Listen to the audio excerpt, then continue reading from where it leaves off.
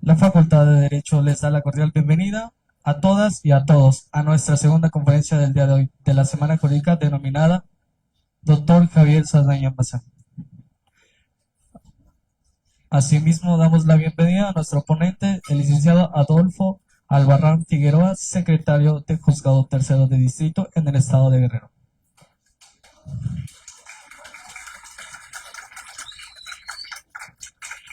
Asimismo, damos la bienvenida al moderador de esta conferencia, el maestrante Germán Lizaga Vargas.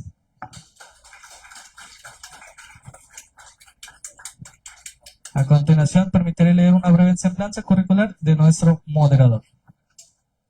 Formación académica, licenciatura en Derecho en la Universidad Autónoma de Guerrero, maestrante con opción terminal en Derecho Constitucional, ha realizado estancias de investigación internacionales, ha realizado ponencias nacionales e internacionales, experiencia profesional, integrante del Colegio de Profesionistas Vicente Guerrero Saldaña, trabajador de la Universidad Autónoma de Guerrero, actualmente es secretario particular del director de la Facultad de Derecho de la Universidad Autónoma de Guerrero.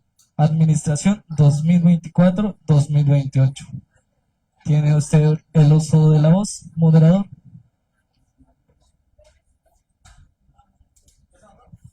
Muchas gracias, compañero Brian.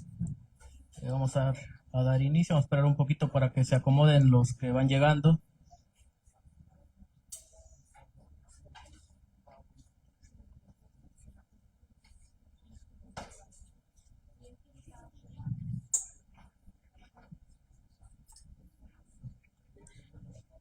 Bueno, antes que nada quiero agradecer su presencia y el tiempo que nos han brindado los compañeros que nos están viendo el día de hoy presencialmente y por las redes sociales.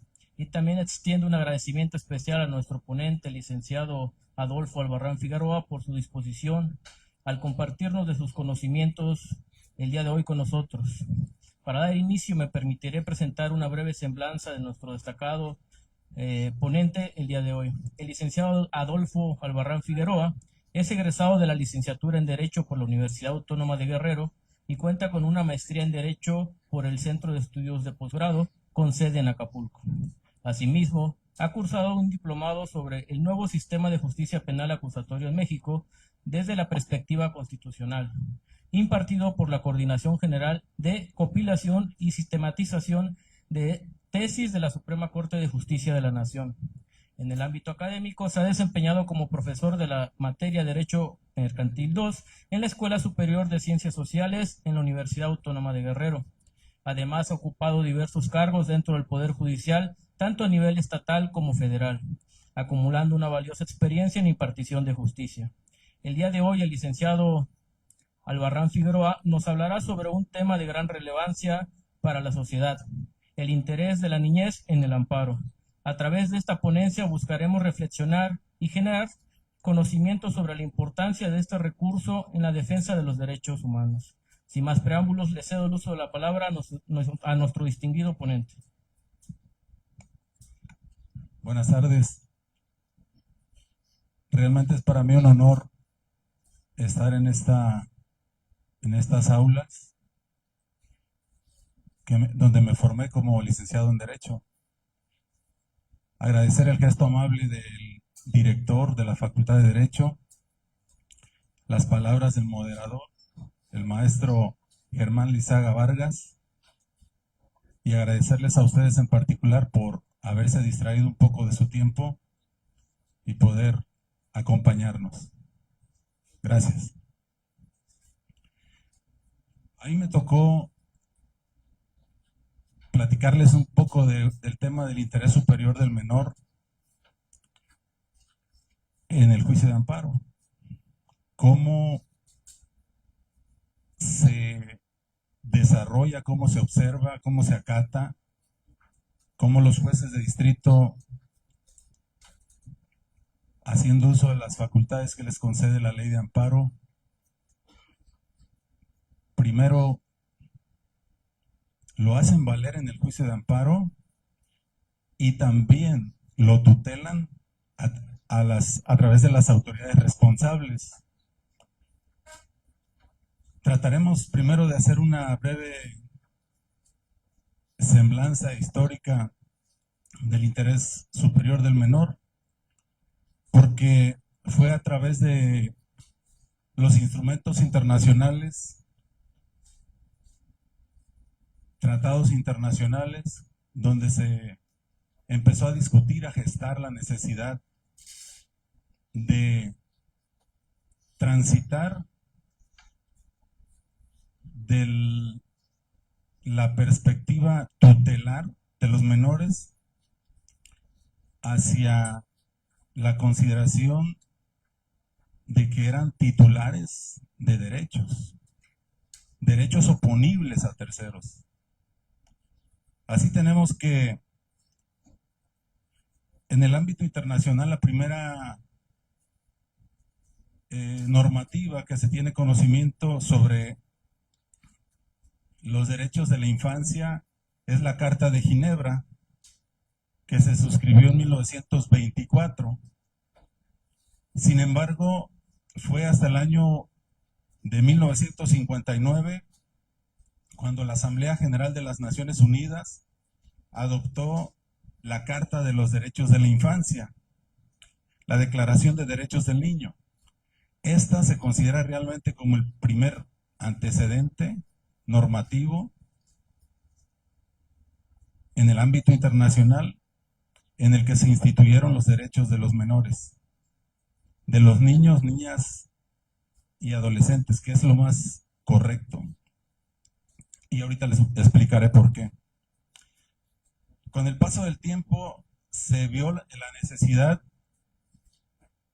de ir creando las condiciones para que los derechos de los menores también fueran contemplados y reconocidos en las constituciones de los estados que formaban parte de la Organización de las Naciones Unidas. Ese reconocimiento se dio realmente cuando se proclamó la Convención sobre los Derechos del Niño en 1989.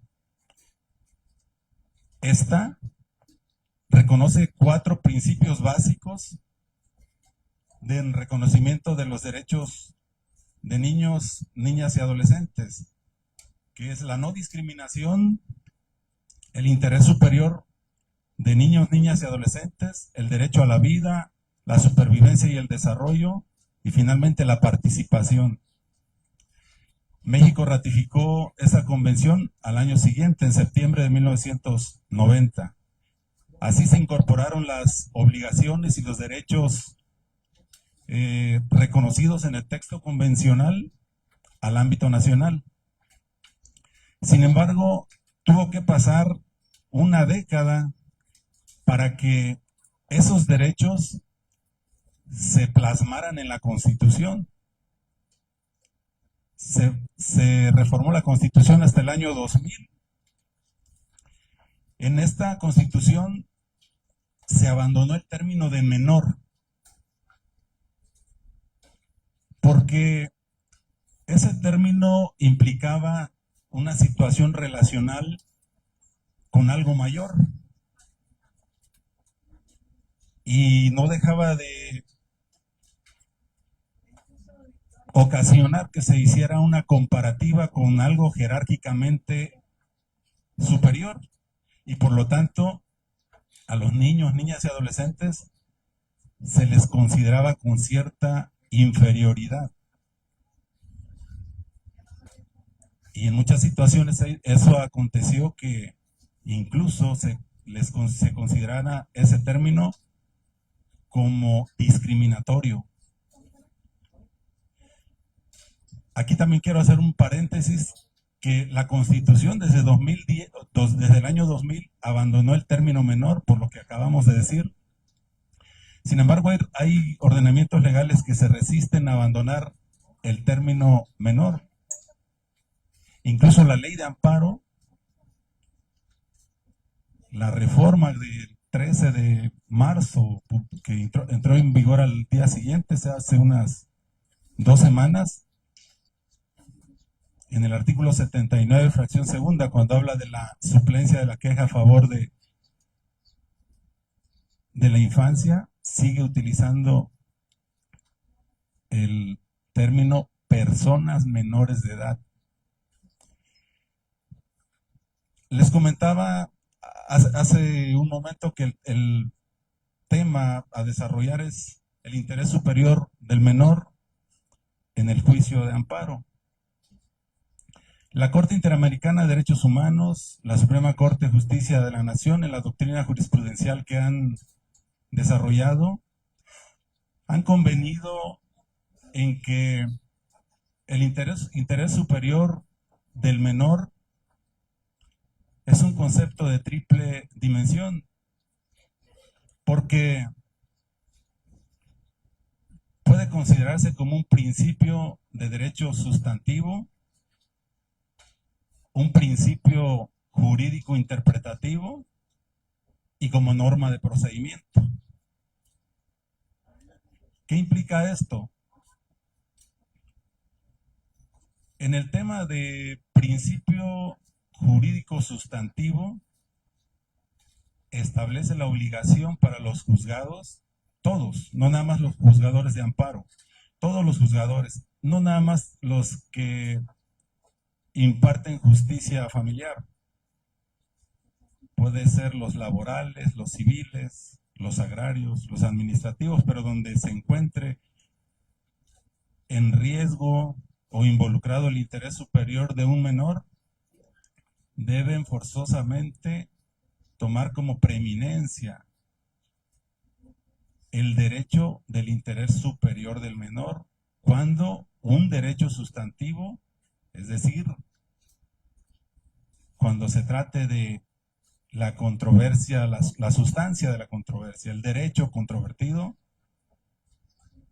que se respeten a través de un riguroso escrutinio los derechos de niños, niñas y adolescentes. Esto no quiere decir que siempre se les tiene que dar la razón, porque los juzgadores tendrán finalmente que guiarse y regirse por las pruebas que hayan aportado las partes en el procedimiento, con la aclaración que en los procedimientos donde intervienen niñas, niños y adolescentes, los juzgadores de primera instancia, los juzgadores de segunda instancia, los juzgadores constitucionales en el juicio de amparo, están obligados a suplir la deficiencia de la queja, es decir, hacer valer argumentos que los representantes de los niños, niñas, adolescentes no hicieran valer, y entre esas facultades en suplencia de la queja se encuentra la obligación de recabar pruebas oficiosamente, para llegarse de elementos necesarios para juzgar de manera objetiva. Otro de los principios en los que se constituye el interés superior del menor es el de ser un instrumento interpretativo. Esto es, cuando exista alguna norma jurídica que deba aplicarse en determinado procedimiento y esa norma admita determinadas o varias o múltiples interpretaciones, los juzgadores, aquí sí en particular el juzgador de amparo, tiene que recurrir a la interpretación que beneficie más a la niña, al niño, al adolescente.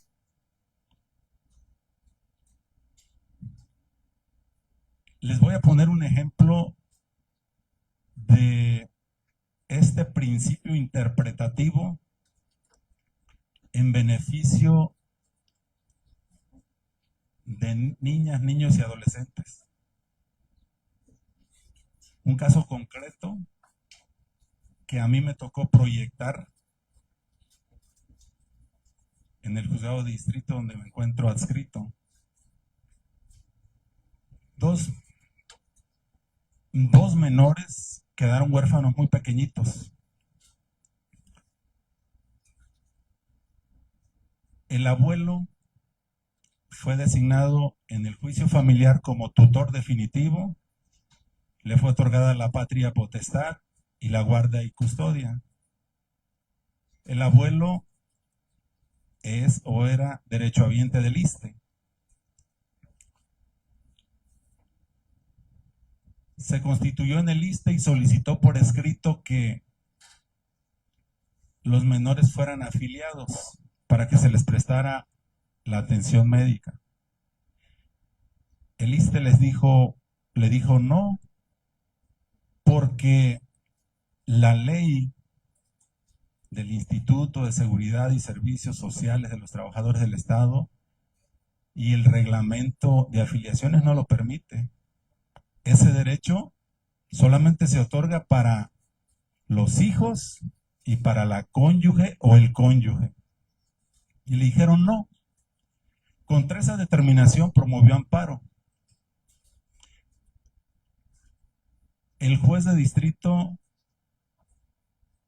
atendiendo al principio interpretativo en que se constituye también el interés superior de niños, niñas y adolescentes, al resolver el juicio de amparo, supliendo los agravios, los argumentos de queja, dijo, al conceder el amparo, esos artículos, tanto los de la ley del ISSSTE como los del reglamento de afiliaciones, son inconvencionales. Son inconvencionales porque contravienen tratados internacionales donde se ha establecido el derecho humano a la salud, más tratándose de la infancia. Los efectos de la protección constitucional fue para que dejaran insubsistente la negativa de otorgarles la afiliación, inaplicaran esos artículos, tanto la de la ley del ISSSTE como la disposición reglamentaria, y le otorgaran la afiliación a los menores. Esa sentencia fue confirmada por el Tribunal Colegiado de Circuito. Entonces, ese es un claro ejemplo de cuando el juzgador constitucional, el juzgador de amparo, utiliza ese método interpretativo en que se constituye también el interés superior de niños, niñas y adolescentes. Otra vertiente del interés superior de niñas, niños y adolescentes es que se puede establecer como norma de procedimiento. Como norma de procedimiento obliga a los juzgadores a que en el procedimiento donde se vean involucrados los intereses, los derechos de niños, niñas y adolescentes, nuevamente se recurra a un riguroso escrutinio desde el inicio del procedimiento hasta la ejecución de la sentencia, si es que obtuvieron los derechos de los menores éxito. Se deben observar todas las formalidades esenciales del procedimiento. que pues aquí ya debemos de saberlo, son cuestiones ahí medias básicas, pero es el derecho a una defensa, a ofrecer pruebas, a formular alegatos y el derecho a escuchar una sentencia donde se dirima la controversia. Uno de los instrumentos de los que goza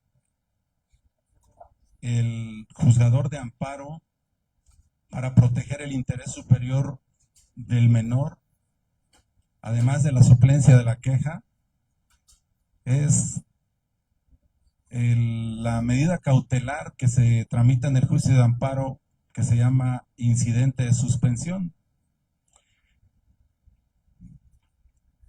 Todas las medidas cautelares que se tramitan en los procedimientos tienen una vida temporal, transitoria, pero son de urgente instrumentación cuando se encuentra en riesgo la vida, la integridad física,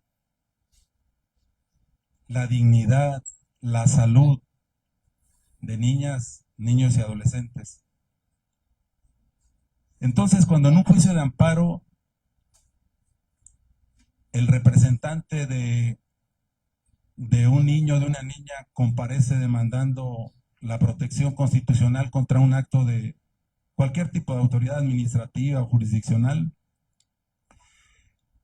el juzgador de amparo tiene que hacer una ponderación del caso para determinar el otorgamiento de la suspensión,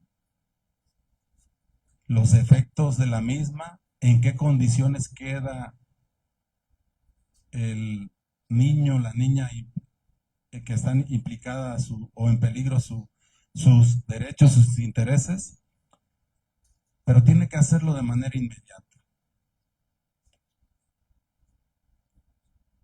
Otra de las facetas que a través del juicio de amparo se protegen en un procedimiento constitucional, que es el juicio de amparo, es la participación del niño, niña o adolescente. Insisto, puede ser en el juicio de amparo, pero también al juzgador constitucional le corresponde vigilar si el derecho controvertido se encuentra en un procedimiento familiar, civil o de la naturaleza que sea, le corresponde al juzgador federal establecer las condiciones en que debe de quedar el niño, la niña o el adolescente y ordenarle a la autoridad responsable que dicte las medidas que le correspondan de acuerdo a sus atribuciones y competencias para preservar el derecho, el interés de los menores. La participación es básica de los niños, niñas y adolescentes. Deben de ser escuchados, pero no nada más escuchados por respeto a la garantía de audiencia que tenemos todos los gobernados, artículo 14 constitucional, sino que tienen que ser escuchados para que el juzgador de amparo, el juzgador de primera instancia, asesorado, auxiliado por personas capacitadas, psicólogos, por ejemplo, le hagan saber al niño, niña o adolescente que puede participar en el procedimiento. Se le debe de escuchar, se le deben de hacer saber el estado procesal del asunto, del juicio, con un lenguaje claro, con estructuras gramaticales sencillas, de acuerdo a su edad, a su desarrollo. De eso se trata realmente la participación del menor en el procedimiento de amparo o en el procedimiento del cual emane el acto que se reclama en el juicio de amparo. Sin embargo, la Suprema Corte de Justicia de la Nación ha establecido que para los niños, niñas y adolescentes la participación es una opción, no es una obligación. Es decir, si el niño, la niña, el adolescente cuyos derechos se encuentran en juego decide no participar, se tiene que respetar. Se tiene que respetar su decisión. Ya nos metimos al juicio de amparo. El juicio de amparo puede ser promovido por el niño, niña o adolescente a través de su representante. ¿Quiénes son los representantes de un niño, niña o adolescente? Pues los que ejercen la patria potestad, los que tienen la custodia, los que tienen la tutela, los padres, por excelencia, porque se presume, existe una presunción legal de que ellos siempre van a pugnar, a respetar los derechos de los niños y su interés. Pero puede ser que se dé el caso que el niño o la niña deba de promover un amparo y no se sabe quién es su representante o el representante tiene algún impedimento para promoverlo o se niega simplemente. Entonces ahí cualquier persona puede promover amparo en representación de un niño, de una niña.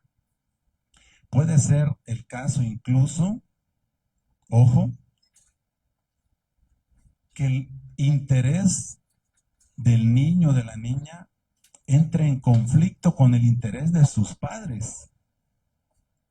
Todos hemos tenido conocimiento que a veces los padres se andan peleando, se andan divorciando y agarran al niño, a la niña como rehén. Si haces esto, no te dejo que la veas o que lo veas. Si no me cumples esto, te lo quito, no te permito que salgas, que un régimen de convivencia ya no lo vas a tener. Y toman al niño o a la niña como rehén. En esos casos, en el juicio de amparo, el juez, cuando advierta controversia entre el interés y el derecho del niño, niña o adolescente con los intereses de sus padres, debe nombrarle un representante especial. Artículo 8 de la Ley de Amparo. Este representante especial puede ser un familiar cercano, pero puede darse el caso también que ese familiar cercano tenga conflicto de interés con alguna de las partes en el proceso. Si es la abuela, pues la abuela le dará la razón a la mamá o al papá, depende si sea materna o paterna. Y el juez, haciéndose valer de los medios que tiene a su alcance, puede nombrar a cualquier otra persona de alguna institución pública. En los juzgados federales normalmente se nombran a los asesores públicos federales. Todo con la intención de proteger sus derechos. ¿Alguna pregunta hasta dónde vamos?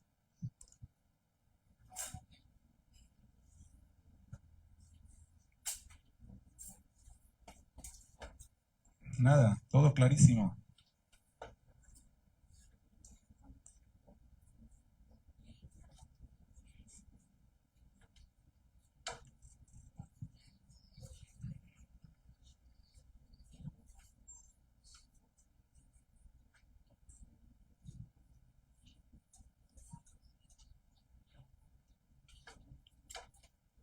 Los juzgadores de amparo y los juzgadores en general que les toque decidir o instrumentar el procedimiento donde se vean involucrados los derechos de los niños, tienen la obligación de elaborar sus resoluciones de manera clara, de manera sencilla,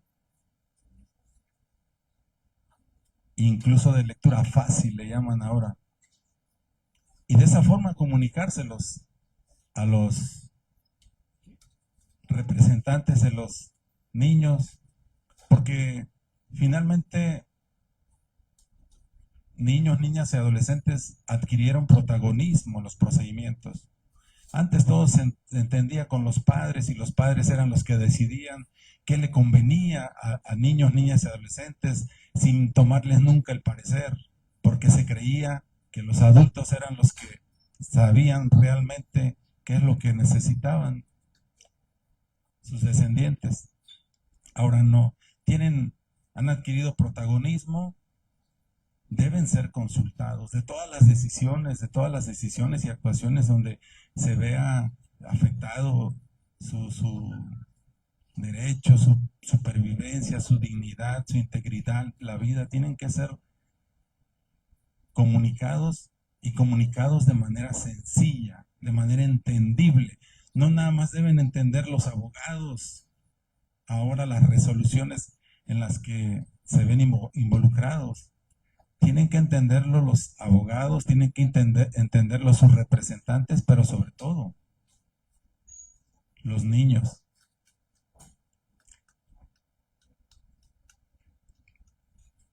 Nada de dudas, todo bien.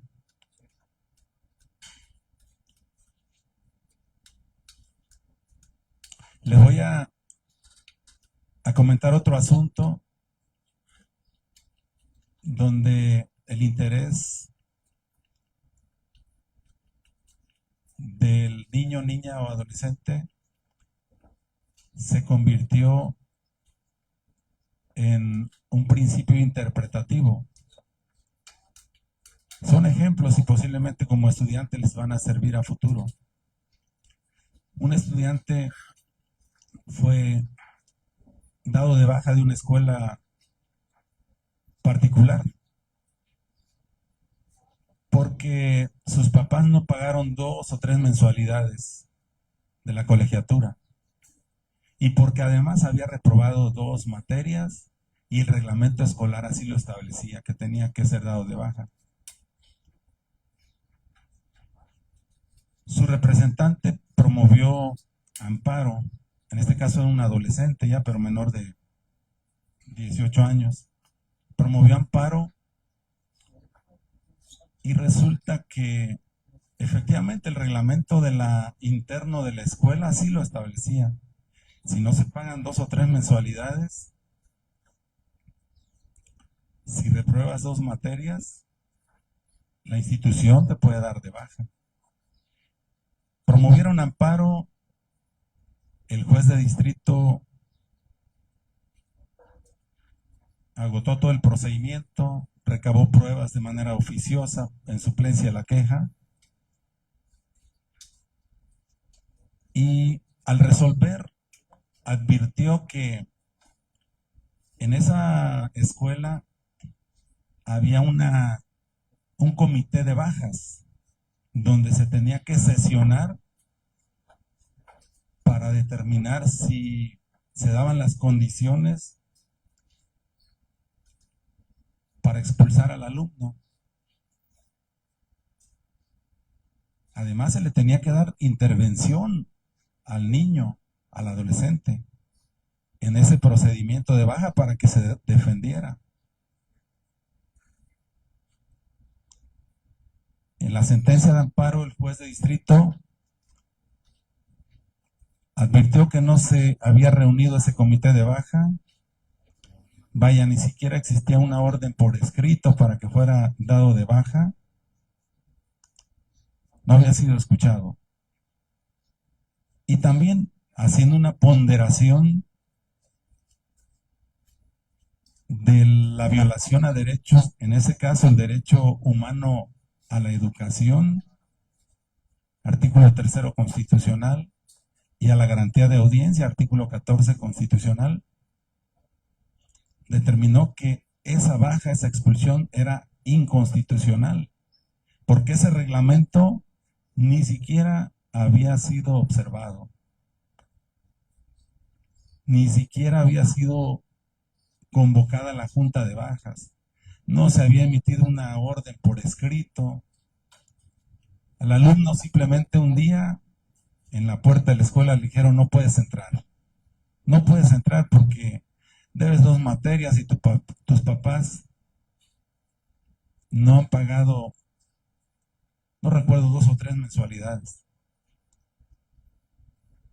El efecto del amparo fue para que le permitieran el acceso nuevamente a la escuela, que iniciara nuevamente su curso.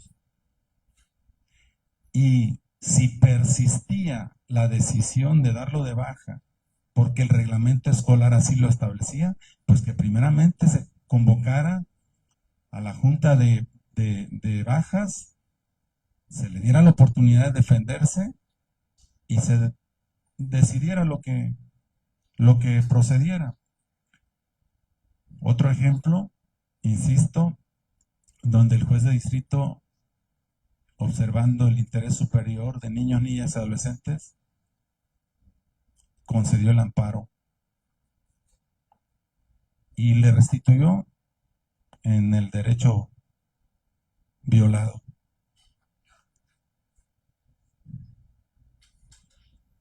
Pues aquí vamos a dejarla para darles oportunidad si quieren hacer alguna pregunta o alguna aportación. No necesariamente tiene que ser algún cuestionamiento, alguna aportación, alguna reflexión sobre el tema.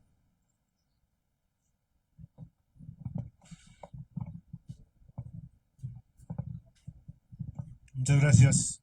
Muy interesante la ponencia que nos presenta. Yo quisiera agregar a lo que usted comentó, la verdad muy interesante. De 2 casos, uno recordarán el tema de los niños, sobre todo, cuando no se les quería aplicar la vacuna contra el COVID. ¿Cuál era el argumento? Hay que recordar que, bueno, antes de que fuéramos Dinamarca, en nuestro sistema de salud, hay que recordar que decían que los niños eran los que no tenían tanto problema a comparación de las personas adultas. Y si no mal recuerdo, fue precisamente a través de un amparo por el cual ciertos padres obligaron al Estado mexicano a la aplicación de la vacuna contra el COVID, uno de los ejemplos. Otro ejemplo, el caso de los niños con cáncer. También hubo un fuerte desabasto en nuestro país de medicamentos para la cuestión del cáncer y bueno, varios menores estaban falleciendo. De igual manera, los padres ahí también, como usted lo dijo, interponen el amparo para obligar al Estado mexicano a surtir esos medicamentos. Ya nada más me quedé con la duda. En el caso de lo que usted planteaba de este menor, de esos menores que fueron o quedaron huérfanos, ¿fueron los abuelos los que promovieron el amparo? Sería mi comentario. Muchas gracias. Bueno, sí, fue el abuelo el que promovió el amparo porque finalmente tenía ya la representación legal de los niños. Le había sido concedida la tutela definitiva, la patria potestad y tenía la guarda y custodia.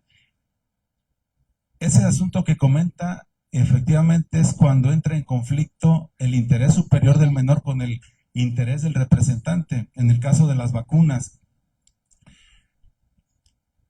En esos casos, por ahí a veces también se ve implicado el tema de religión. Hay una religión que no permite que se les realicen transfusiones sanguíneas. Y los padres, si los padres son de esa religión, no permiten que a sus menores hijos, ya dije menores, es incorrecto, que a los niños, niñas, adolescentes, se les apliquen transfusiones. Y es precisamente en esos casos donde está en riesgo la vida de los niños, donde el Estado debe acudir con una diligencia de urgencia para lograr que a través, si es necesario, de una transfusión sanguínea, pero salvar la vida. La vida está primero que cualquier otra consideración. Adelante, maestro Leider. Buenas tardes. Agradecer toda la ponencia magistral con su vasta experiencia. Agrego nada más en este ejemplo que o en el caso que acaba de exponer, el interés superior está por encima de las decisiones de los papás o de los tutores. En este caso, por eso precisamente cambia, ¿no? Si bien usted correctamente lo dice acerca del término menor, hablaba de la discriminación, sino es todo lo contrario, es superior a los derechos propios de los progenitores, de las instituciones, y así a su vez. Por otro lado, el artículo 3º constitucional salvaguarda la educación, no hay límite, es decir, el derecho a la educación, pero sí en sus párrafos siguientes, 10º, nos habla que las propias instituciones educativas tendrán sus propios reglamentos, y también es constitucional sus propios reglamentos internos. Y a veces, ¿por qué cree que a veces hay mucho alumno que quiere ingresar a diferentes instituciones educativas y los descartan solamente por un examen y viene contrario a, ¿no? Nos limita el derecho a la educación. Nada más como comentario. Gracias, mi amor. Otro ejemplo clásico cuando chocan el interés superior de niños, niñas, adolescentes con la reglamentación escolar, ¿sí? Y ahí es donde el juez de distrito puede, recurriendo al interés superior e incluso en un control de convencionalidad, decir, este reglamento interno de la escuela no puede estar por encima del derecho humano a la salud y por lo tanto tiene que desaplicarse. En el ejemplo que mencionaba de la escuela privada, el juicio de amparo es el instrumento por excelencia para la protección de los derechos humanos, de los derechos fundamentales. De hecho, la teleología que persigue es conservar y preservar el orden constitucional. Porque a veces nos confundimos y creemos que la tutela del juicio de amparo es el derecho controvertido en el juicio natural. Y realmente la tutela en el juicio de amparo es que se respete la Constitución, que se respeten los tratados internacionales, sobre todo los que tratan sobre derechos humanos. En el caso del juicio de amparo, pues la concepción clásica es que procede contratos de autoridad, autoridades legalmente constituidas, entes públicos de derecho. En ese caso era una escuela privada y el juez de distrito en la sentencia determinó que aún tratándose de algo particular, de una persona privada, debía considerarse como autoridad responsable porque realizaba actos equiparados a una autoridad, fundados en una ley general, la Ley General de Educación.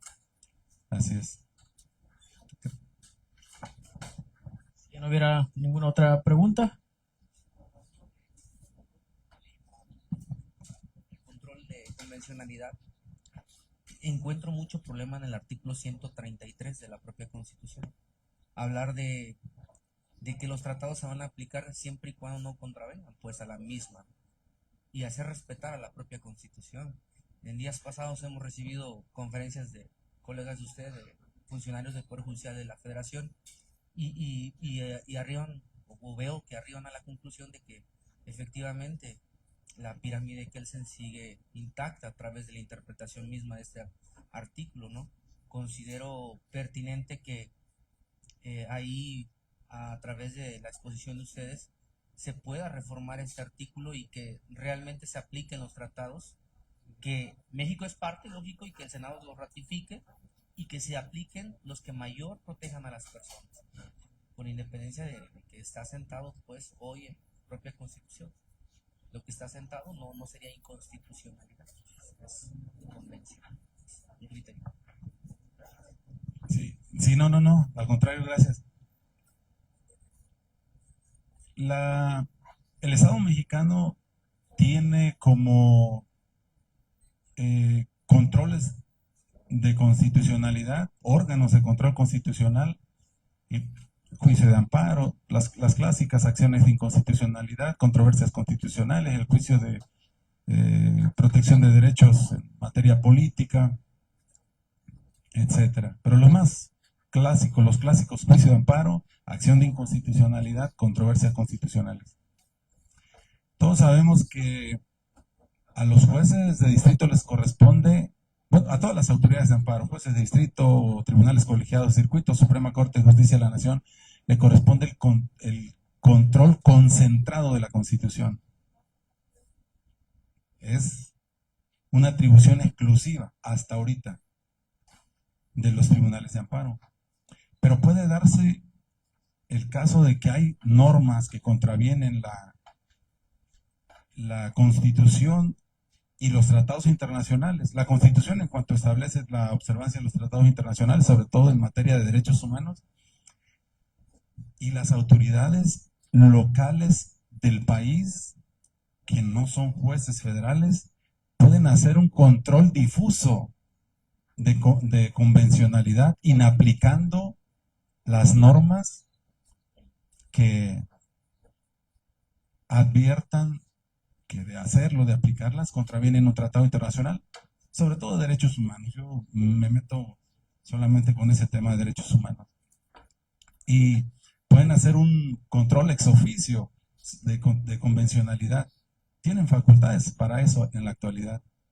Y lo que se trata, pues, insisto, es conservar, preservar el régimen constitucional. La teleología del juicio de amparo lo decía, es proteger a todos los gobernados de cualquier acto de autoridad que vulnere derechos fundamentales, derechos humanos. Esa es la mística del juicio de amparo. Bueno, si ya no hubiera otra pregunta, demos un fuerte aplauso a nuestro ponente el día de hoy. Gracias por todos los conocimientos aportados. A continuación procederemos a la entrega de reconocimiento a nuestro ponente y nuestro moderador. Para ello solicitamos nuevamente al subdirector de gestión escolar y al doctor Arturo Pacheco Bedoya si pueden pasar al presidio para hacer la entrega correspondiente.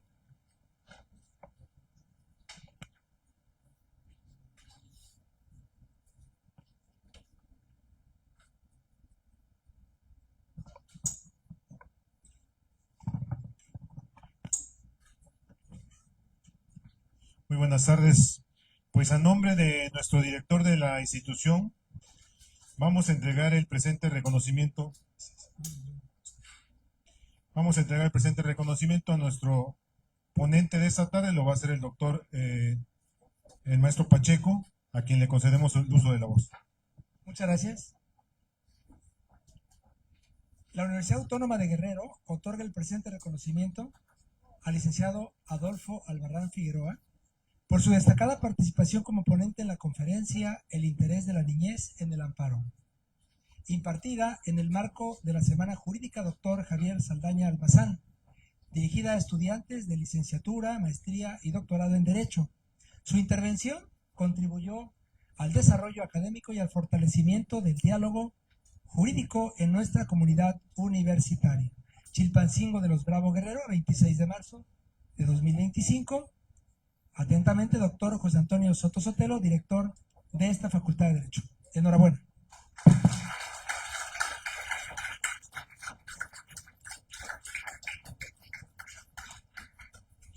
De igual manera, me voy a permitir entregar un reconocimiento a nuestro moderador de esta tarde. El presente reconocimiento otorgado por la universidad y muy particularmente por nuestra facultad dice lo siguiente.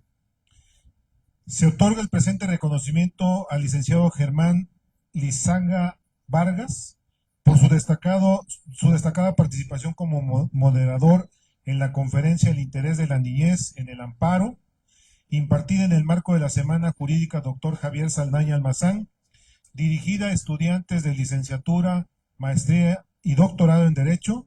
Su intervención contribuyó al desarrollo académico y al fortalecimiento del diálogo jurídico de nuestra comunidad universitaria. Se firma aquí en Chilpancingo de los Bravo Guerrero a 26 de marzo de 2025 y firma nuestro director, el doctor José Antonio Soto Sotelo. Voy a entregar el reconocimiento.